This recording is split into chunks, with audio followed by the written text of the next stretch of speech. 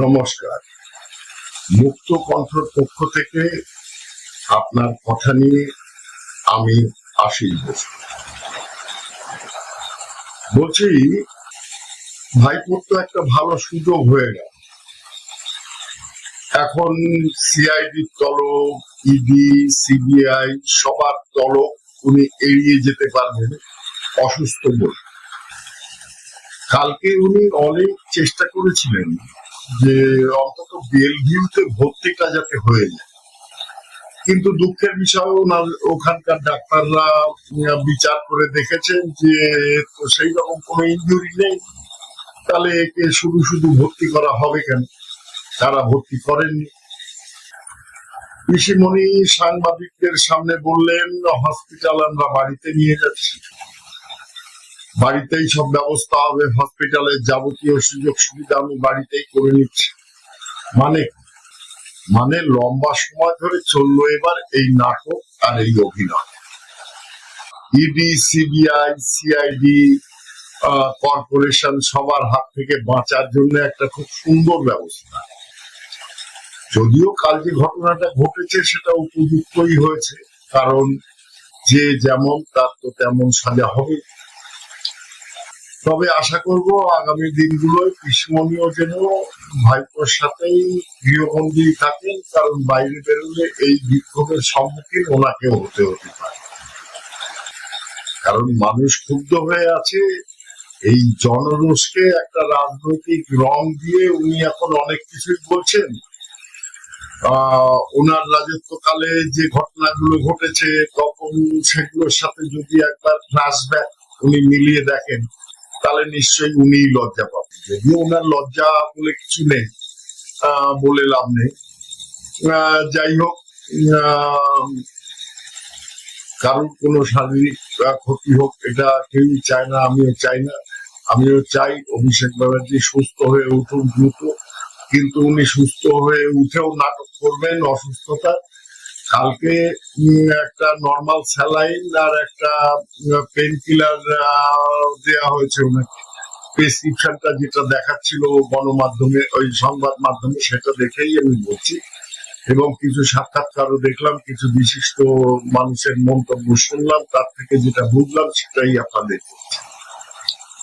যাই হোক, চারিদিকে যে হারে ধরপাকড় হচ্ছে, এর মধ্যে ওনারও জেল যাত্রা নিশ্চিত ছিল। কয়েকদিনের জন্য রেহাই হয়তো হয়ে গেল এই সুযোগে, সেটা ওনার পক্ষে অনেকটা ভালো।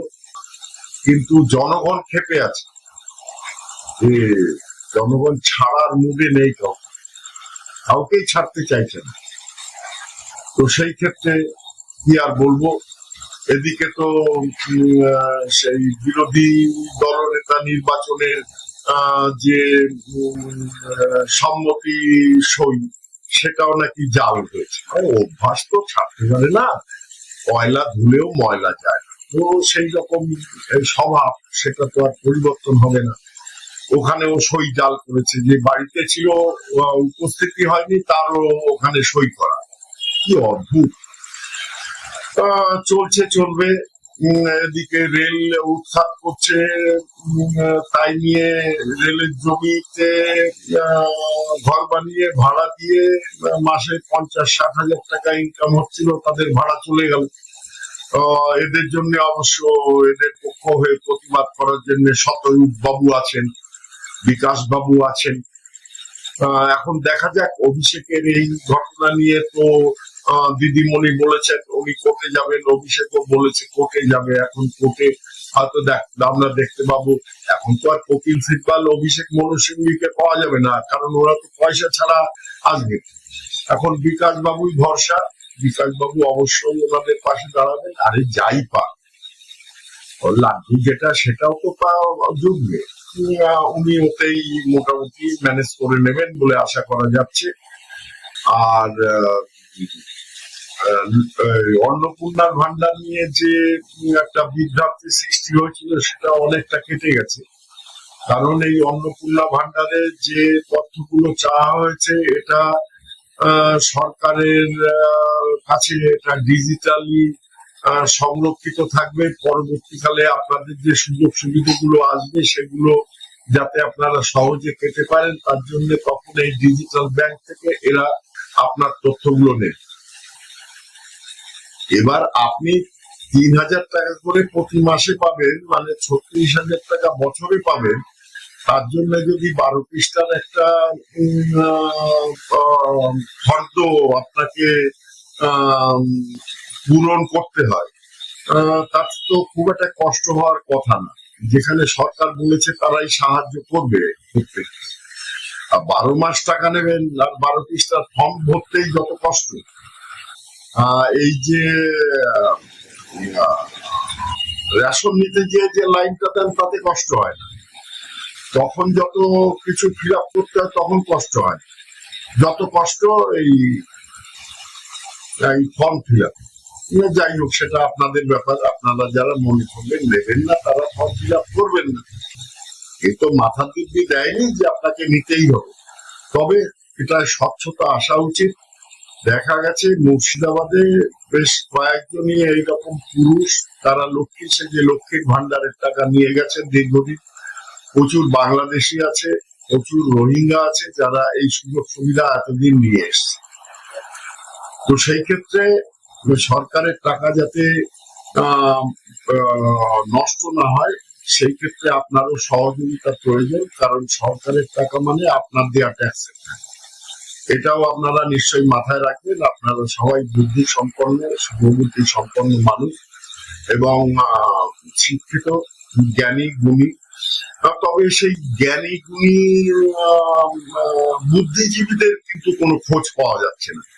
যদি কেউ কারোর কোনো খোঁজ পান জানাবেন, কারণ তারা এখন আর নেই এখানে। আর ওই যে কি পরমব্রত বিশ্ব রগড়ানি দিয়ে বলে এবার তো নিজেই রগড়ানি খাওয়ার জোগাড়ে হয়ে গেছে। তো এরা যারা বিভিন্ন সময় বিভিন্ন ধরনের উস্কানিমূলক এবং সন্ত্রাসী মন্তব্য করেছে, তার জন্য তো তাদের তার উপযুক্ত সাজা পেতেই হবে। এতে কেউই কিছু করতে পারবে না। আইনের পথে চলবে এবং এখন আইনের শাসন শুরু হয়েছে, শাসকের আইন না। ওই আগে যেরকম পিসিমণি ছিলেন, উনি যা বলতেন তাই হতো, এখন আর সেটা হচ্ছে না। এখন আইনের যে সংবিধান অনুযায়ী যে পদ্ধতি, যার উপর যেটা প্রয়োগ হয় তার উপরে সেটাই প্রয়োগ হচ্ছে। তো সেই ক্ষেত্রে সবাই ভালো থাকবেন, সুস্থ থাকবেন, সুখে থাকবেন এবং পারলে এই মুক্তকণ্ঠ চ্যানেলটাকে যদি সামান্য 1 সেকেন্ডে আপনার সাবস্ক্রাইব করার সহজ পদ্ধতি রয়েছে, যদি একটু সাবস্ক্রাইব করেন নিশ্চয়ই আমরা উপকৃত হব, যারা আমার মতন এইরকম বিভিন্ন তথ্য নিয়ে আপনাদের সামনে আসে। আর এটা আমার অনুরোধ, যদি সম্ভব হয় সাবস্ক্রাইব করবেন। আর নজর রাখবেন আপনার চারিদিকে যারা এই তৃণমূলীরা, দেখছেন তো কারুর ঘরে বন্দুক, কোটি কোটি টাকা গুহা তৈরি করে তার ভিতরে রাখা সোনার খাট, কত আর বলবো। আমরা তো এক পার্থ আর তার বান্ধবীর খাটের তলার টাকা দেখেই আমরা আটকে উঠেছিলাম। কিন্তু এখন যেসব জিনিস প্রকাশ হচ্ছে আর যা যা সামনে আসছে, তাতে তো মাথায় খারাপ হওয়ার জোগাড় হয়েছে। সেই ক্ষেত্রে আপনারা সতর্ক থাকবেন। বেচাল কিছু দেখলেই আপনার নিকটস্থ থানায় খবরটি দিয়ে দেবেন 100 নম্বর ডায়াল করে, যাতে আইন তার প্রয়োগ করতে পারে।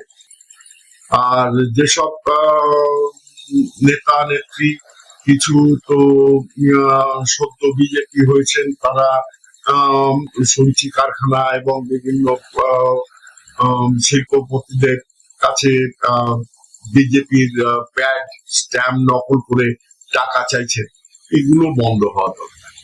আপনাদের কাছেও খবর থাকলে আপনারা বিজেপি দপ্তরে বা বিজেপি কর্মী এবং পুলিশকে জানান, যাতে এই ধরনের উচ্ছৃঙ্খলতার সৃষ্টি না হয়। কারণ এই ধরনের কিছু হলে তার জন্য আমাদের সবার ভুগতে হবে, কারণ আমরা সবাই বাংলায় বসবাস। যাই হোক, দিনটি সবার ভালো কাটুক এই বলে আমার আজকের এই বিরক্তিকর বক্তব্য শেষ করছি। পারলে সাবস্ক্রাইব করবেন, আমার হাত জোর করে অনুরোধ। ভারত মাতা কি জয়, জয় শ্রীরাম।